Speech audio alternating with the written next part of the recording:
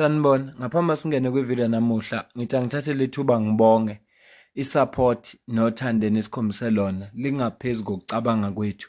Siyacela niqhubeke nisupporte njalo ngokubuka amavideo ethu, ungakhohlwa ukukhomenta, ushare, ulike. Siyafisa ukuzwa umbono wakho. Sicela ke singene kwivideo namuhla.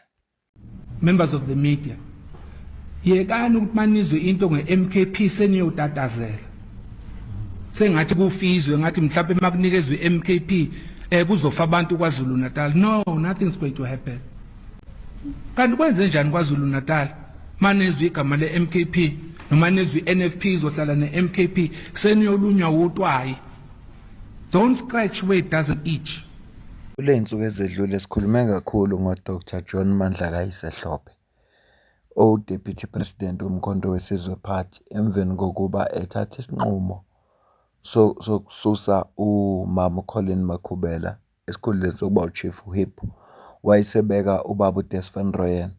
Okuthe uma kubuya former president we-country, president womkhonto wesizwe party, President Zuma, bambikela-ke ngento eyenziwe uDr. John Hlophe, wayesethatha isinqumo sokumsuspenda ezo-investigator kudaba lonke lolu. Ziningi izinto ezikhulunyiwe, kodwa kule video yamanje ngifisa ukukuvezela inkulumo yakhe uDr. John Hlophe ayikhulume ey'nsukwini ezimbalwa ngaphambi kokuba kufike kule sinqumo sokumiswa kwakhe. Le nkulumo izosivezela ukuthi usephutheni noma akekho sephutheni. Okwesibili, umkhonto wesizwe party awunayo elective conference la kukhethwa khona abantu ukuthi ubani ozoba umholi. Ngifisa sikhulume nangalolo daba. Uyayichaza-ke yena uDr. John Hlophe ukuthi kungani lokho kungenzeki. Ngikubone kubalulekile ukuthi sikhulume ngalolo daba. Indaba yesithathu angifisa futhi ayikhave uDr. John Hlophe ilezi zinto esizibonayo ezingaphakathi eqenjini le-MK Party. Lezi zinto lezi ziziza ngezathu eziningi ezehlukeneyo nokulikha kwe-information. Ayikho information ekuthiwa sensitive kumkhonto wesizwe party. Ayikho information ekuthiwa iyimfihlo. Uma ubona iletha ephuluma ngomkhonto wesizwe party funa wazi ukuthi kunjalo. Kulikha ngisho ama-email. I-email isuka kumuntu othize ya kumuntu othize. Kulikha ngisho ama-email. Izoveza-ke sizokhuluma ngalo la futhi udaba engizoqala ngalo. Isizathu esenza ukuthi ngifisa ukulikhava lolu daba ingoba kuye kwakhona isikhathi la khona kuthuleka khona kumkhonto wesizwe party kungalikhi lutho. Emveni kokuba u-SG obeka u-SG esephumile esekhanda i-political party yakhe waphuma nabathize, yehla lento le yokuthi kulikhe yonke information omkhonto wesizwe party. Angisho ukuthi babe belika information kodwa ngisho ukuthi emveni kokuhamba kwabo yehla lento le. Sizokhuluma ngalolo daba. There was a lot of hullabaloo about, MK saying we will not host an elective conference. A lot of people going, it's not democratic, it's a dictator. As a strategist, I was like, perfectly logical. And so the conversation starts around the dinner table in our home. Why would you say that's perfectly logical? That's anti-democratic. I said, well, just think about what this guy's just done. He's launched into a very developed market called politics, a startup that's gone from 0 to third largest in less than a year. And not only has he done that, but he's taken the largest market share from the number one, the incumbent in the market. And not only has he done that, he has done it from having been inside the incumbent and understanding what the weaknesses of the incumbent are. But not only this, how did he lose his place as the president of the incumbent? By his version of events, a conference was bought. So he understands what can happen when you allow for a festival of democracy to take place in an institution where the concrete has not yet set, and people might be driven by commercial imperatives. They can be bought. So the idea that I'm not even going to open it up to being bought, to me, seems perfectly logical. From your perspective, you might say, no, he's being anti-democratic. I'm saying, if I was the CEO of a company that went from 0 to third largest in less than 1 year, and I thought that there was even an iota of a chance that my largest competitor would bribe any of my board, I would be very careful about whether or not I have a board in the first place. Because I'm trying to run a high growth, efficient machine. Yeah. So you can read about that what you will. But that simple little decision sums up Jacob Zuma for me.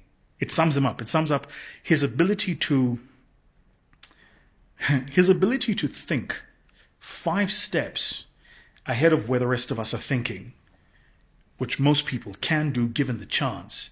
But I think where he is superior is then his ability to connect the intelligences across those 5 steps. Right? So he'll say, this might go there, and this there, and these 2 things connect at this vantage point. And I think that that's what makes him dangerous.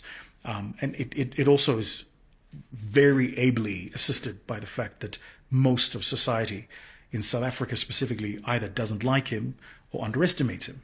Both of which, if you read any of Sun Tzu's work, are terrible things to do with an opponent. You should never get to the point where you are so emotional about how you engage with an opponent that you don't allow yourself the dexterity of thought to think about how they might maneuver, or just get so blinded by your hatred for them that you don't even imagine they would do these things. So for me, Jacob Zuma is just, I can assure you now, his head is already on 2030.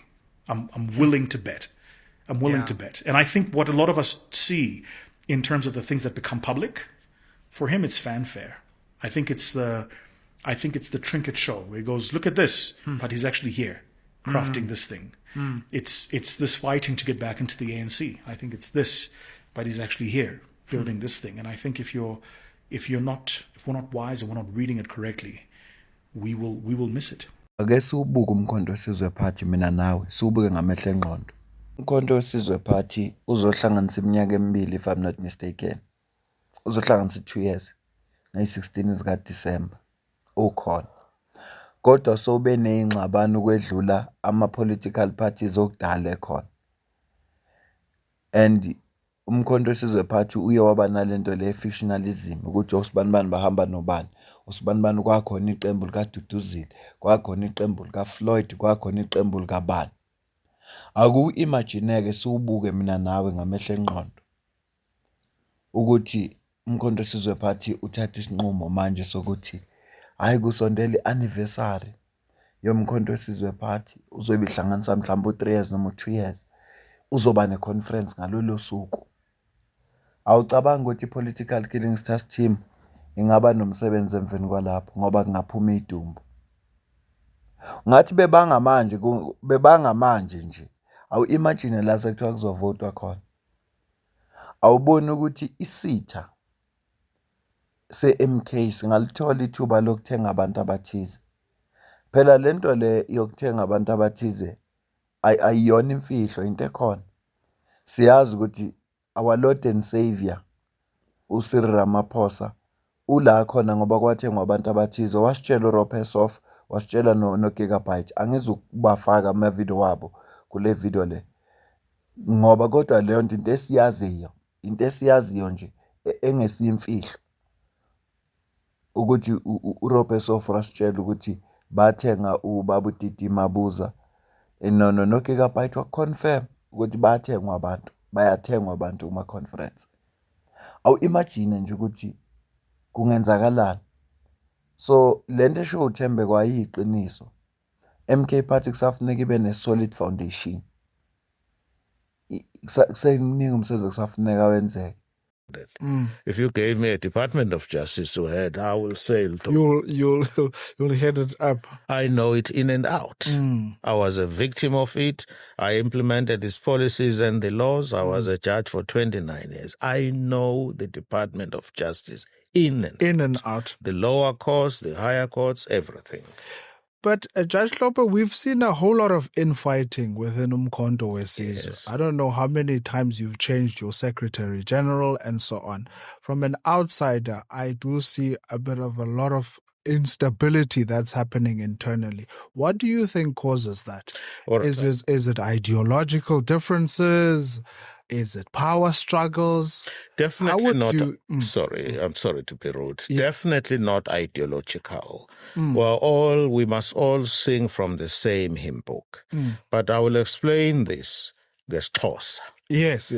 Mawuhamba uyoloba uthatha inet ufaka olwandle. Yes. Izawuphuma nenhlanzi. izawuphuma neyononkala, izawuphuma nenyoka, as well as the plastics nenkukuma ekhona olwandle. In other words, a net wouldn't come out with just a fish. Right? You are putting a net, it's wide, right? You are going to attract all kinds of people. Now, don't forget one thing. We saw this when ICOPE was formed. There were certain people who resigned, I'm putting that in inverted commas, from the ANC. The brief was clear, go and destroy ICOPE. So I have no doubt that when Utata uZuma put this net ngokeloba, he attracted a lot of bad elements. Now, if I'm a bad element, I wouldn't tell him I'm bad, I'm here to destroy your party.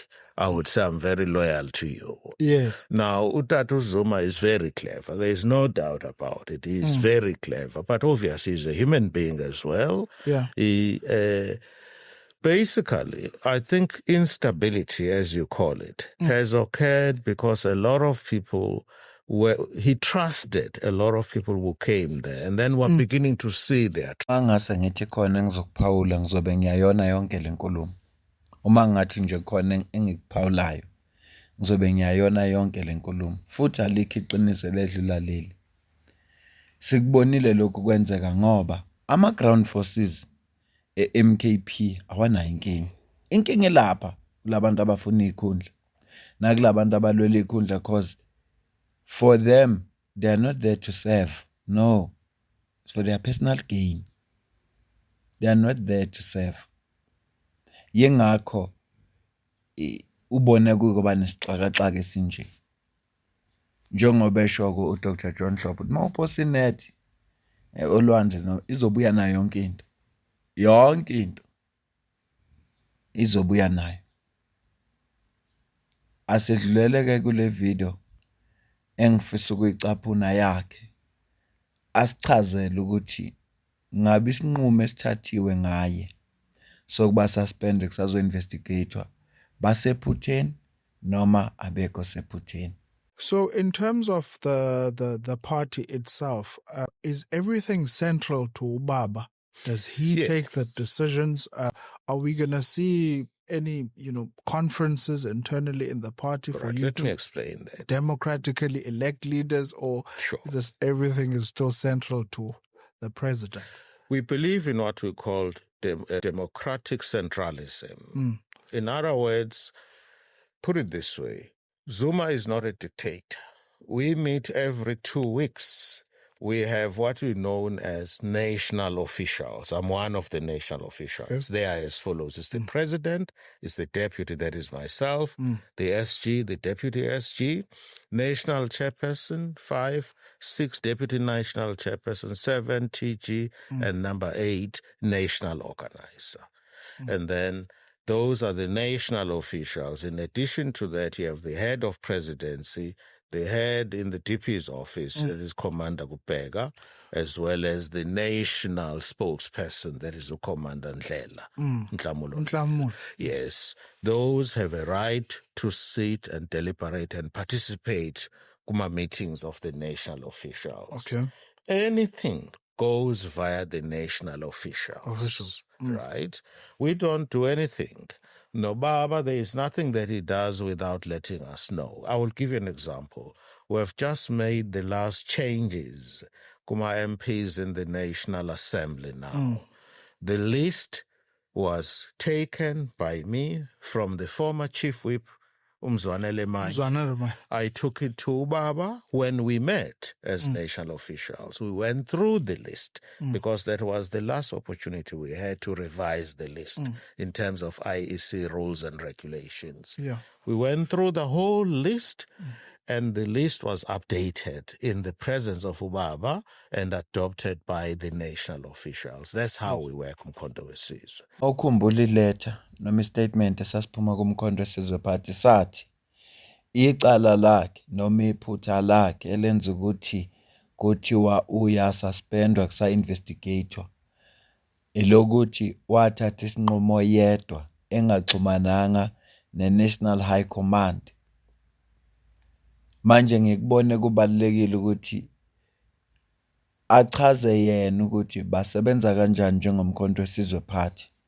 Emveni bese echazile mhlambe mase be-investigator udaba lakhe uzonikezwa ithuba lokuthi achaze ukuthi kungani engazange waxhumana National High Command uma ezothatha isinqumo. Ngoba inkinga ukuthi wathatha isinqumo yedwa. Angikholwa ukuthi futhi leyo ngaba inkinga enkulu, kodwa umkhonto wesizwe party uthi ufuna ukwenza sure ukuthi abantu bonke bayilandela i-constitution yomkhonto wesizwe party.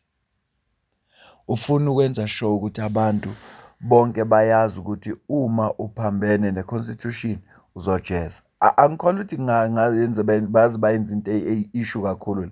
Funa bona njengabantu abadala bahlale phansi, alibone iphutha, kukhulunywe, abuyisele kwindawo yakhe, kusetshenzwe. Ngeke kuthiwa-ke ngalesi sizathu, kodwa-ke phela isinqumo ngesabo, ngeke sisho lutho thina abanye. Wena nje bengizama ukukuvezela ukuthi umkhonto wesizwe party usebenza kanjani, futhi sizwe ngomuntu owu-deputy president womkhonto wesizwe party asichazele ukuthi basebenza kanjani, ukuze sizoyi-understanda leya letha ethi iphutha lakhe ukuthi uthathe isinqumo yedwa. Asiyibambeke le video. Cela ukuze ukuphawula kwakho ngizwe ukuthi wena ubona kanjani kulonke lolu daba ebesilixoxa. Ngalo kwalokho mina nawe sidibane kwivideo elandelayo. Ungakhohlwa ukucomment, ushare, ulike, usubscribe. Ngiyabonga.